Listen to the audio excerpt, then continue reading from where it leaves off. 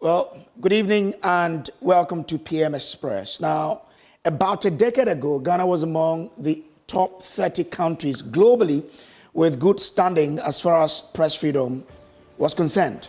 Now, in terms of score, the nation had an A, above 80%, making it the third best in Africa next to Namibia and Cabo Verde.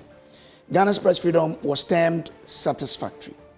But for the past 3 years, there have been a series of challenges which have worsened the freedom of the press, making the environment for journalism and for the public's right to reliable, independent, and diverse news and information difficult to live in. According to the Media Foundation for West Africa, the journalists have faced threats, arrests, detentions, and even torture from state agencies such as the police, military, and political operatives of political parties. Political attacks on press freedom, including the suppression of independent media outlets and widespread dissemination of misinformation, have significantly intensified in the past years. Ghana placed 60th, 62nd, and 50th, respectively, in 2022, 2023, and 2024, making its press freedom problematic, according to reports by Reporters Without Borders. Now, let me share with you details of what we found. And tonight, we are here for a simple agenda. Look at the National Action Plan for Media Freedom, Safety of Journalism, or journalists. Now, we're led by President Nana Addo Dankwa Akufo-Addo, and he said something at GJA Awards. Now, he said, quote, "My government remains committed to ensuring every journalist in Ghana can work without fear," unquote. That's what the president told us. But from 2019 to 2023, at least we can count 45 attacks on journalists and media houses. Now, if you look at, when we're trying to bring it down more for you and bring you some cases that will bring this home, 2019, a very popular issue that came in Ghana was the killing of journalist Ahmed Swale. Brought up a lot of issues. There have been discussions. As we speak, this particular case has not been closed. Why? In 2019, Manasseh Azure had to flee Ghana for his life, where after he published some stories that people thought, were not aligning to their political, political parties, and therefore had to take him on. He had to run for his life. In 2021, CTFM reporters were assaulted. What has happened to that particular case? I mean, we can count on and on and on. Now, if we look at the index, the World Press Freedom Index, in 2019, Ghana had a score of 79.19%. We dropped to 77.74% in 2020. We had a marginal increase to 78.69% in 2021. Then we dropped from 78 to 67.43% in 2022. In 2023, we dropped again to 65.97%, and then we had a marginal jump to 67.71% in 2024.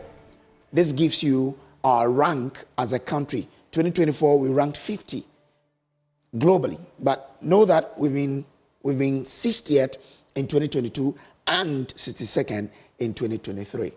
But you also have to look at allocation to your National Media Commission and how that also impacts on your performance. You remember, you would recognize that in 2024, when the National Media Commission was giving some 23.5 million, we also it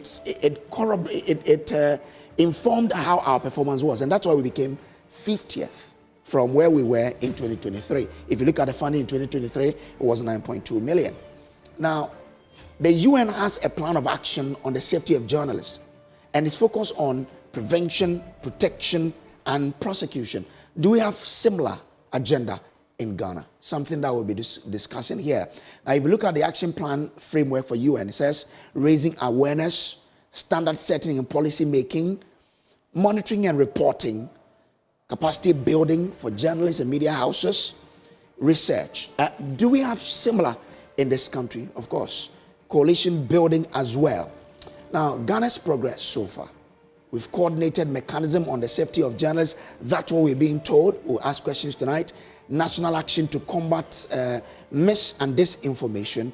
And also, last time when we did our, press freedom, national dialogue, there were some recommendations. What were they? One, we said there should be a private members bill to protect media freedom, something that should happen. And again, enhance media integrity and independence, and support for media during elections. We're talking about finance and also capacity building, and collective responsibility for journalist safety. It's something that we all must take, part in. And tonight we have one goal here: to discuss this and find out what we can do as a country. I hope you be my guest.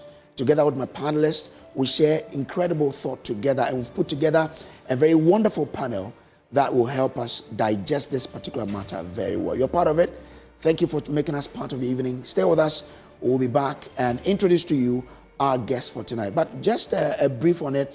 We have Tom Noring, who is Denmark ambassador to Ghana, a country that placed second on the 2024 World Press Freedom Index, an annual ranking by Reporters Without Borders of media independence, journalist safety, and freedom of expression in 180 countries. And they've, consistently been top performers on this ranking. We'll find out, are there any lessons we can from them? We also have Suleiman Abraham, who's Executive Director of the Media Foundation for West Africa. He's been consistent on calling for media protection. Tonight, we have him here to help us digest this topic. Also, Dominic Rogi, National Organizing Secretary of GJA, will learn from what GJA has been doing and the results that we've been getting from there. Again, George Sapon is Executive Secretary of the National Media Commission. He'll be joining us on this particular, topic. Stay with us. We'll be right back after this break.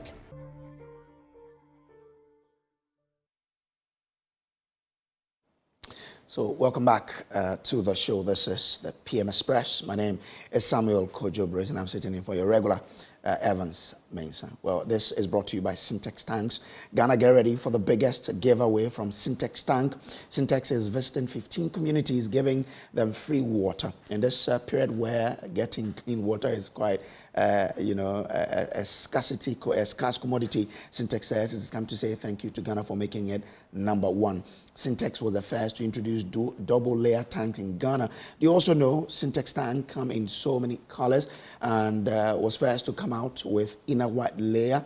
So when it's not Syntex, forget about it.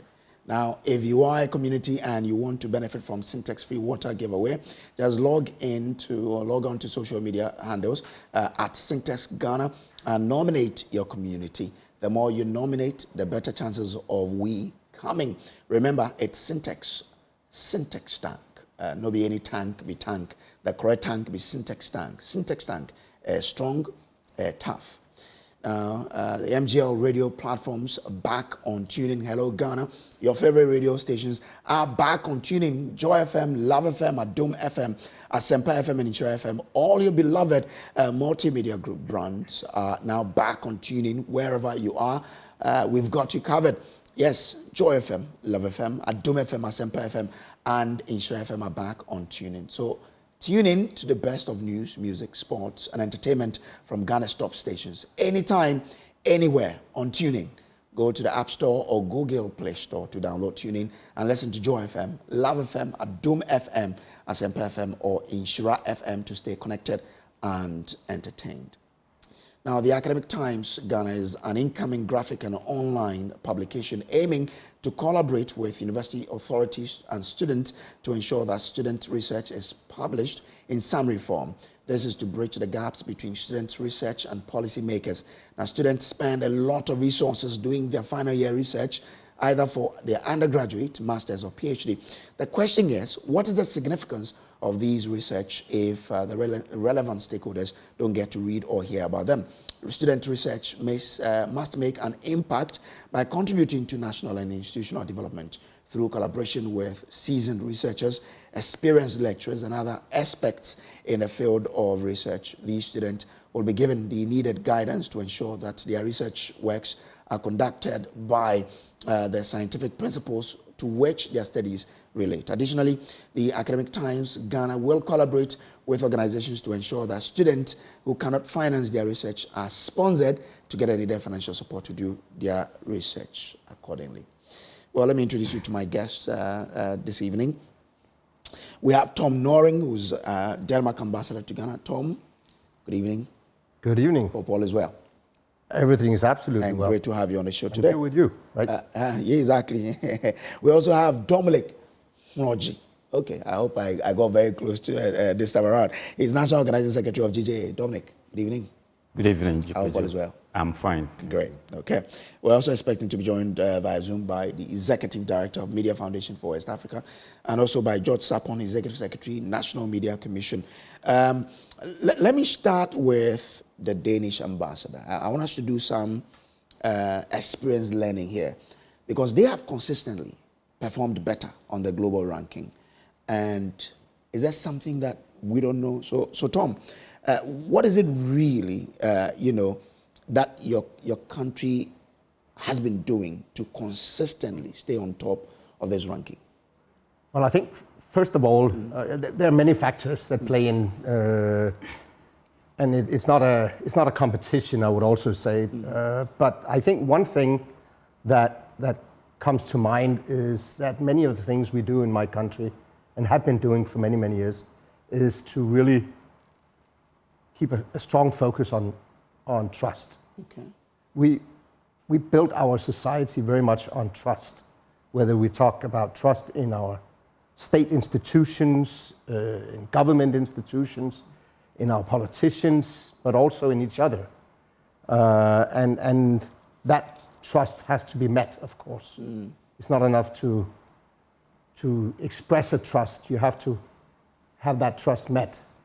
It's clear that we live in a world of realities also, so we recognize that not everything is perfect. Nothing is ever perfect in this world. And having a strong and independent media is part of that trust building. Okay. The fact that if things go wrong, there's somebody there, you can call it the watchdogs of society, to keep our institutions, keep our politicians, keep our businesses, keep our CSOs, whatever it is, keep them accountable for whatever they say and whatever they do. And I think that has been very, very important for many years in Denmark. We are also amongst those who have consistently put pressure on ourselves to live up to human rights, all that you find in the Universal Declaration of Human Rights, and to make sure that this is something we all back up, both Denmark, our neighbors, our friends across the globe. And personally, I see press freedom, a strong press, as one of the most important human rights we have. Because in essence, press freedom is the one that guarantees that all the other human rights are actually being acknowledged and respected. Okay. Now, what can Ghana learn from how you've been able to build your press freedom until now? Well, I could start somewhere else, but that almost sounds like I'm going to preach about how Ghana media should function. And that is to ensure that you have a strong media in itself, that the media houses are strong, that they have themselves respect for what a good journalist is. I have a lot of respect for journalism being an instrument of reporting the news, whatever happens out there in our country, in the world, to people so they're well informed. But just reporting the news on a day-by-day basis as they pop up is only part of journalism. You also need to, and I think I heard you say somewhere in the introduction, you need good research. I think that's part of good journalism, good media houses, to do your research and do investigative journalism so that you dig underneath the surface for the truth. The role of the journalist is definitely to report, as I said, but it's also to look for the truth wherever it is and whoever is covering it up. And it's sometimes you often have this idea that it's all about government covering something up. It can be private companies, it can be private organizations. But really, news is all about, having a solid media and a free media is all about being professional at what you do, report the news, but also dig deeper and find the real truth underneath. And of course, to be allowed to do so, that the media has that freedom to work independently in society. So I'm happy about the last point you made, that the media should be allowed the freedom to work in an independent society. How do we build that independent society? How did you do it? I think this is really something that has happened over many, many years, if not hundreds of years, to reach a point where we are today. And I'm not saying it's perfect. Sometimes the worst newspapers in my country are the tabloids, but they also have a role. So you have to give time. You have to respect, at all times, respect that the news, that the media, that the journalists are not necessarily going to be just the megaphone of one or the other political party, one or the other interest organization, but they are indeed there to ask the tricky questions, to get to the truth. Okay. And that we all have to honor, and it is not always very nice, especially not if you're sitting in the role of the one being interviewed by a journalist who's asking the tricky questions. But we have to recognize the right of the journalist to do that and to dig deeper to find the truth.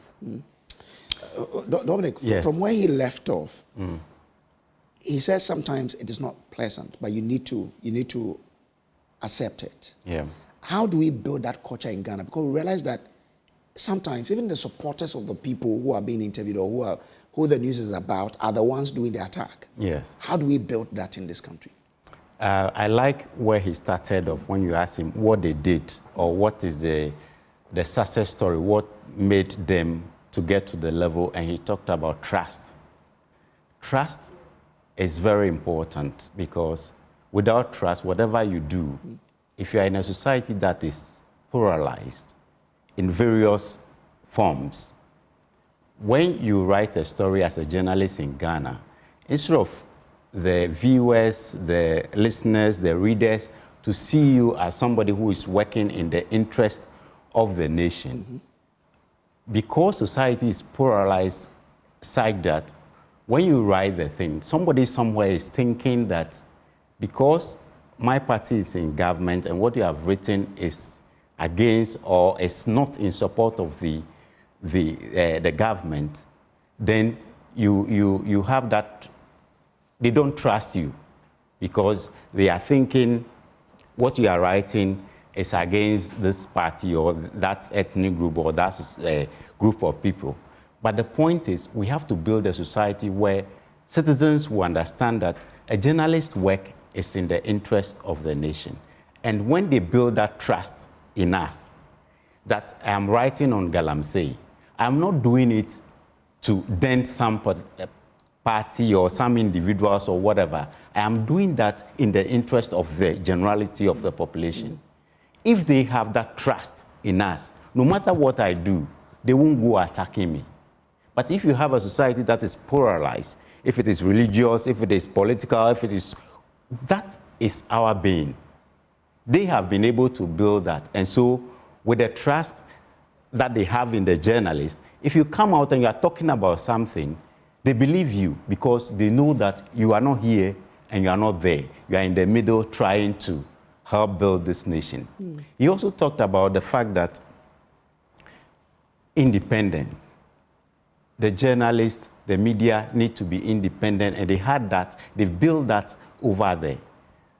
In this country, we've not been able to, even though we say journalists or the media houses are independent, there are a number of things that make them not to be independent. Okay. For example, we are having this issue of media viability in Ghana, where a number of media houses are not able to break even or make money to pay their staff. What is happening? If a media house is not able to get adverts, is not able to get support from anywhere, you can see that media house will not have that independence to work because they are looking elsewhere. They are looking for places where they can get resources to take care of their staff. But in other jurisdictions, there are systems there where a media house can tap into a fund, take care of its challenges, and with that, the independence, I'm talking about financial independence that will bring all that. But in a situation where you don't have that, you have the journalists thinking about themselves, the owners thinking about things to do in order to, and that ends up getting people being corrupted in court. You get it? Mm-hmm. And with that, you don't see them doing what they are supposed to do because they are having challenges being independent. Okay. You understand? So we have a system where a lot of things do not play well for us. Mm-hmm. So that needs to be corrected. Yes. But I mean, GJ has a role to play, right? Yes. Yes. What have you done? We've been engaging with a number of stakeholders. We've attempted to, or we are trying to be a union, so we can get bargaining certificates, ability. We have that capacity to even bargain for journalists, their welfare and all that with their staff, with their companies, the employers. So that is what we are trying to do to get that, because as we speak, we are just an association. An association is a voluntary organization. So some journalists decide to join others. So if there is an issue in a particular media house, all you can do is advocacy. But this goes beyond the association lobbying for good conditions for the members. Yes. That is because just you also have to look at the employers themselves having the capacity to pay what you're looking for. Yes, that is why I said that we have an issue of media entity not being viable. Yes, and I'm asking, what are we doing with that? So we've been engaging Primpa, Giba, and the owners what to do in order to get them vibrant, so they get the resources to take care of their staff. I talked about having a fund. We don't have such a fund in Ghana where a media house is in distress, where you can tap in to support the staff. We need something like that. We don't have a system in place where a ruling government or a government in place will say that we are equally distributing adverts to media houses, where a media house that is small or big, they get access to that so they can also have money to take care of their staff. We don't have that system in place.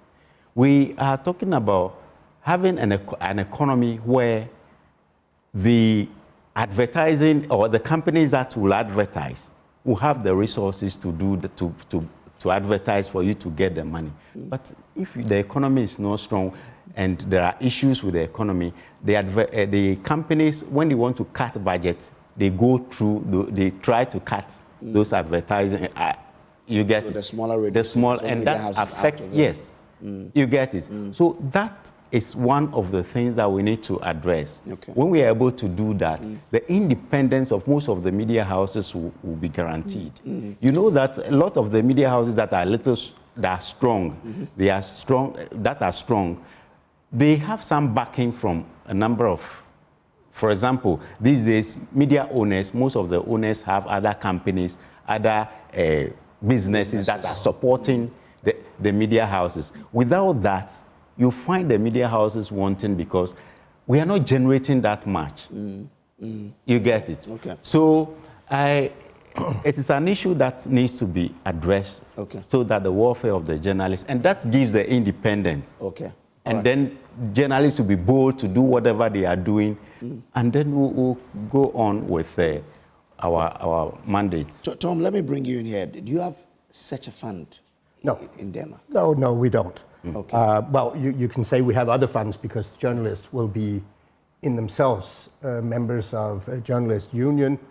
They will be paying part of their salaries to ensure that this union will back them up and can also help them in times of trouble if they were to be find themselves in unemployment situations. So you can say we have it, but it's not one fund for all media. Yeah. But I would like to go back a little bit, because you were talking about at some point the politicization of the media.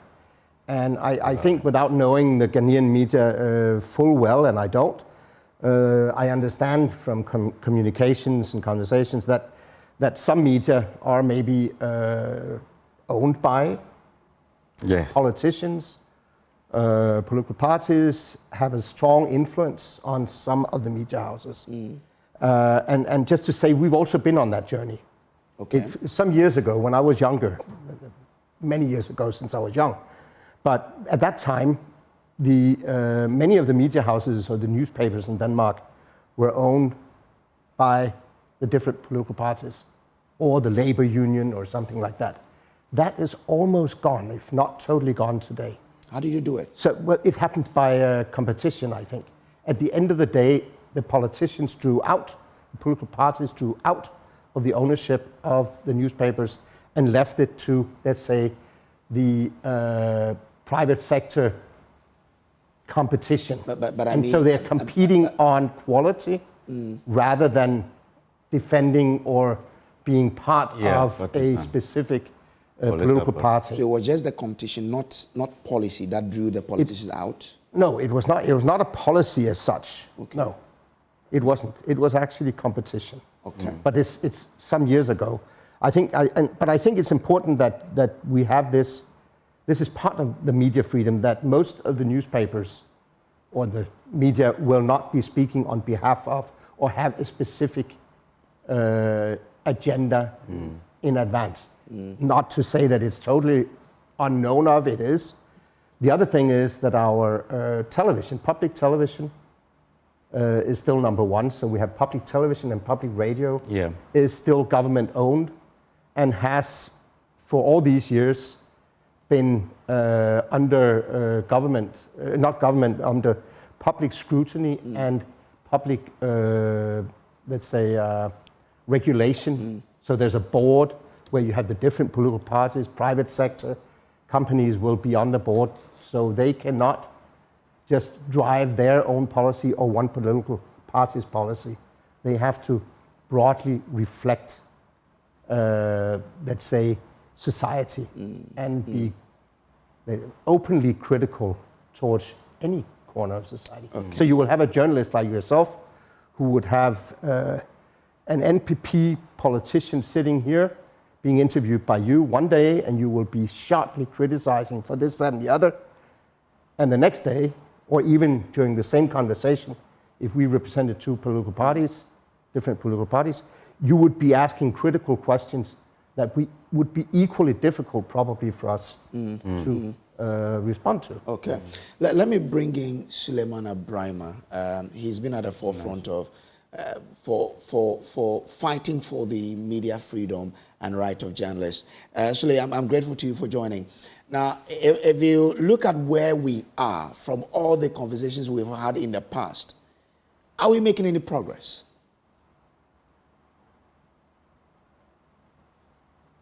Well, let me first of all apologize for the quality of my video. I find myself out of country and in a hotel that has poor lighting. So I've tried to do the best that I can. And I think this is all that I can have. In terms of progress, well, certainly some progress is being made. It's not all gloomy, but certainly we could have done far, far better. Over the period since we democratized, what the trend had been was a gradual improvement in terms of press freedom, in terms of the freedoms of the media. So if you look at under the first 8 years of Jerry Rawlings, after he transitioned from being a military ruler to civilian ruler, of course, it was better than when he was a military dictator for the 11 previous years before 1993. Then President Kufuor came in, and one of the things that he did, quite critical, was the repeal of the criminal libel law. And we saw some considerable reduction in the level of violations against journalists, both in terms of numbers and in terms of the gravity of violations. We continue to see that gradual improvement under President Mills and under President Mahama. And of course, those developments were also reflected in the rankings. And by 2018, we were ranked number 1 on the continent, even though globally we were still not maybe in the first top 10 or even top 20.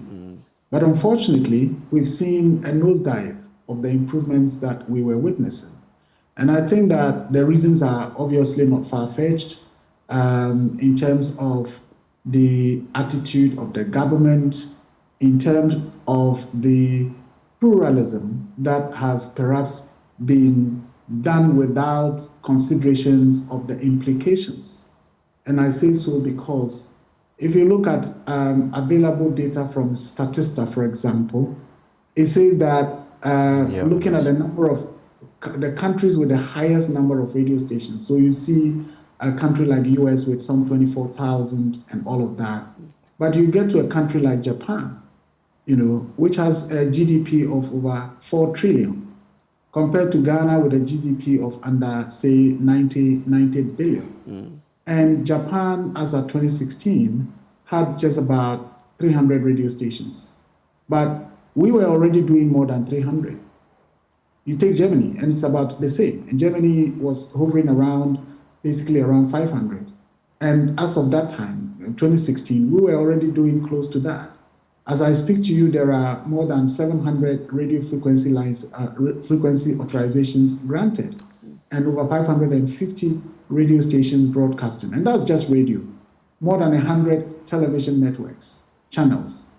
Then you come to the online media, then of course the newspapers and all of that. And an economy such as ours cannot certainly support, a media ecosystem like that.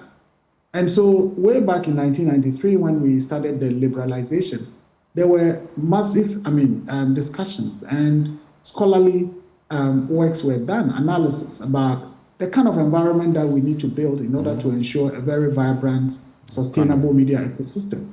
And one of the areas that we've terribly failed is the area of media regulation. We beautifully set up the National Media Commission, granted all the freedoms that the media require, no censorship, editors shall not be punished, no impediments towards the establishment of media and all of that because of the previous history. And then, of course, there is a caveat in there that says, well, all these shall be subject to, the conditions that are necessary for a democracy to thrive in an environment that is, responsible and all of that. But since then, almost 30-something years now, we've not done anything, to respond to the ecosystem. All that has been happening is MPP comes, they give frequencies to their people, NDC comes, give frequencies to their people. And so long as the economy cannot support, independent journalism, what will be happening will be, partisan journalism that will cause anger here and there. People will react in one way or the other. A lot of unprofessionalism happening. And I think that is what we found ourselves in now. We've actually boxed ourselves into a system that perhaps requires some reimagining and how we'll be able to deal with the situation. Otherwise, yes, there's been some improvement, but we need to do a lot more to get ourselves out of the situation we find ourselves in. It's good Sule mentions the National Media Commission. Let me bring in Mr. George Sapon here. Mr. Sapon, I'm grateful to you for joining this conversation. Unfortunately, I'm told that we just lost him. But let me bring back Mr. Brima. You speak about unprofessionalism. How do we deal with that leg as well? Well, as I said, a number of factors. Our journalism schools remain our journalism schools.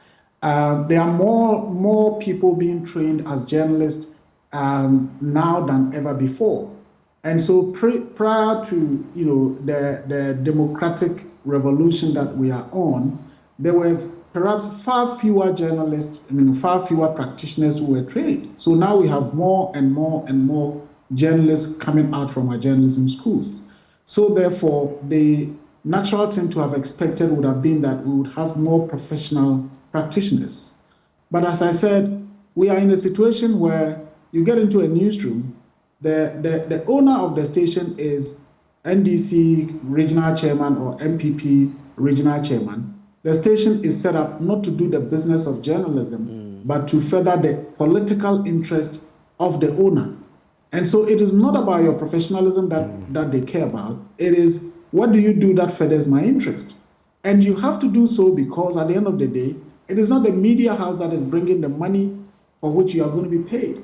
The salary is coming directly from the owner, either his personal income or some business that he has that is actually financing the media house that he set up for his or her political agenda. And so for me, this is the problem. And whilst all these things are happening, there is no regulation. Currently we are really struggling with if you put out content that is not professional, that is irresponsible, that is not in the national interest. Perhaps we look up to the National Media Commission to take action, but this is a commission that cannot punish anyone. We have a situation where the commission writes to people to retract and apologize, and they basically tell the commission we won't do it, and the commission is helpless. And so it is either people go to court to enforce their rights, or things continue to go on like that. So as I said, we have liberalized our media ecosystem without the corresponding legislation to ensure that the right things are done. And no society does that.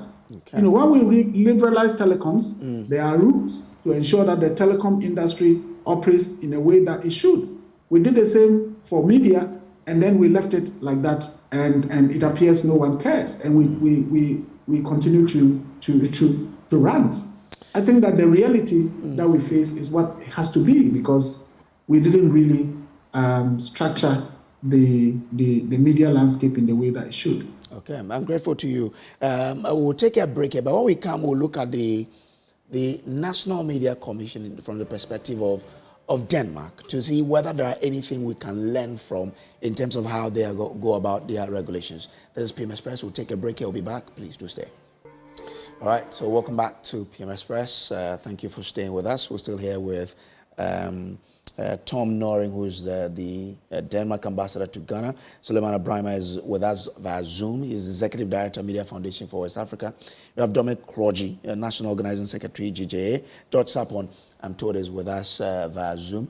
I don't remember. Let me begin from George, if we still have George on Zoom. George, from the discussions we've had so far, it looks like the NMC has a huge role to play in ensuring that the freedom of the media is guaranteed. Why has the NMC, not been able to live up to expectation in terms of managing the media space and ensuring that content-wise, there are some regulations that really brings out the best in media and protect the freedoms of practitioners?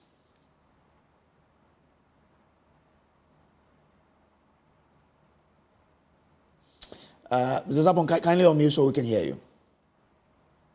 Thank you very much. I hope you can hear me now. I can hear you clearly now. Thank you very much. I just got into my hotel room, and sorry for the convenience, but I'm also informed that there was some feedback from my microphone earlier. I apologize for that. Now, coming back to the question, you asked a very important question about what the Commission is doing in terms of managing the ecosystem in terms of responsibility and safety of journalists. Number one is that when it comes to media, as with everything else regulatory, you can regulate based on law. And we have discovered, and perhaps almost every expert in the country, I think Sule made mention of the fact that because of the historical evolution of the media and the fact that we're moving from a very authoritarian period into democracy, the attitude of the constitutional frameworks was to ensure that there was maximum freedom. I think we've practiced up to a certain point that people already feel that we need to up the ante in terms of the responsibility. The philosophy of the Commission is that if we must err on the side of freedom. And that is a very substantive philosophy that the National Media Commission operates with. But beyond that, we are also highly concerned about the fringe of media that is problematic. So in 2016, we came up with content standards in electronic communications, which in fact has now become the global standard in terms of regulating the media ecosystem, including platforms and all. The Supreme Court disagreed with that. I think that substantial members of the panel are now coming back to realize that that was a big error. But be that as it may, we believe that we have done our best within the circumstance to secure the responsibility that is required, and we are determined to do more. Now, on the side of the safety of journalists, we have also done a number of things. Some of them, because they're in the preparatory stages, people have not seen much. We have been working with the police service to develop strategies for early prosecution of cases involving journalists, developing strategies with the Ghana police in how to prevent abuses against journalists. We are working with the judiciary to develop a strategy for early prosecution of people who abuse journalists. We, within the next couple of days, are going to launch a special app for the tracking of abuses against journalists. We are in discussions with the Ghana Insurance Association to develop a special scheme of insurance for addressing questions of safety of journalists. So these are some of the issues currently on the table. But we agree that all of us need to work together to improve the environment. But even before we move on, there are some cases that are still, a lot of Ghanaians do not know where we are on those. For example, the Ahmed Swale case has been long-standing. What do we know is what the police is doing to help us unravel the mystery behind the death of Ahmed Swale? Because it's a blot on the conscience of media freedom in this country. I think that we do not have time to deal with the technicalities involved in that issue. And unfortunately, the police is not here to provide a specific answers to the questions that you are raising. But it seems to me that every case of any kind of attack on a journalist, not even in the case of the ultimate of death, every single, even the sense of threat requires the greatest attention and the greatest protection needs to be offered to journalists, because we hold the balance in the society and lead the society search for enlightenment. Anyway, Tom, how does I don't know what you call it in your country, the NMC, the similar in your. We have a similar, of course. How does it work? Well, first of all, it's a board of just like we have the board for the National Television and Radio. We also have an independent National Media Commission or board to regulate on these issues. Of course, at the end of the day, to propose regulations. At the end of the day, the actual regulations will be legislated in Parliament. But they are there to ensure exactly some of the things that have been discussed here.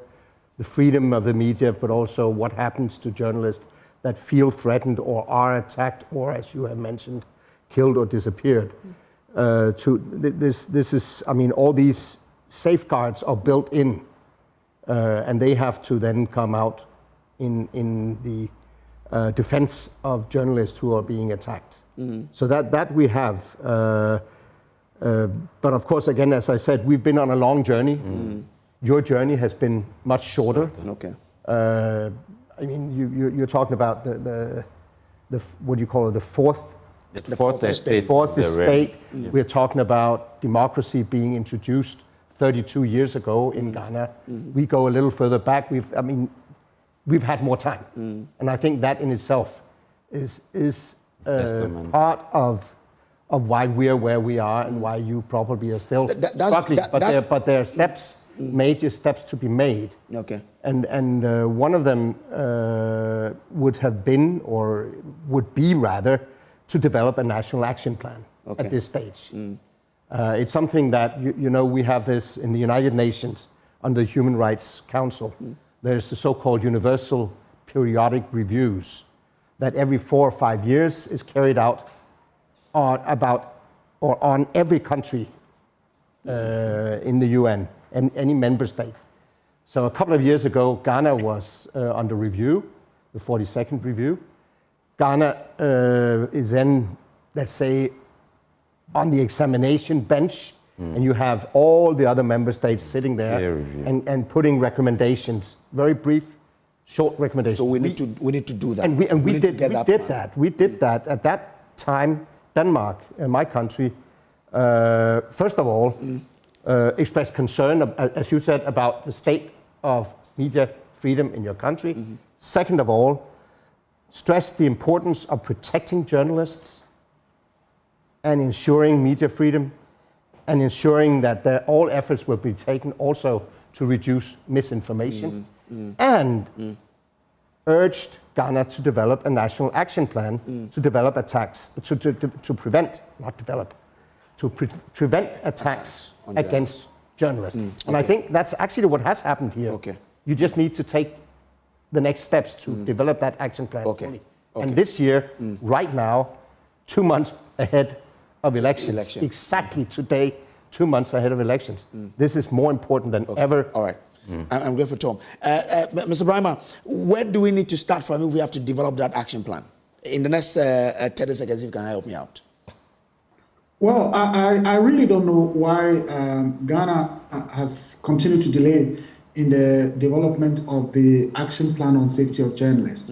Look, about a year ago, or maybe 18 months ago, when we proposed a project to develop a comprehensive framework on safety of journalists for Liberia, for Sierra Leone, what we said in that document was that we would take inspiration from the Ghana document, because we were quite confident that Ghana was going to have it, you know, within a matter of a short period of time. As I speak to you, we've worked with the people, I mean, the stakeholders in Liberia and Sierra Leone, and it's been developed. A country like Guinea-Bissau, very, very complex and very difficult.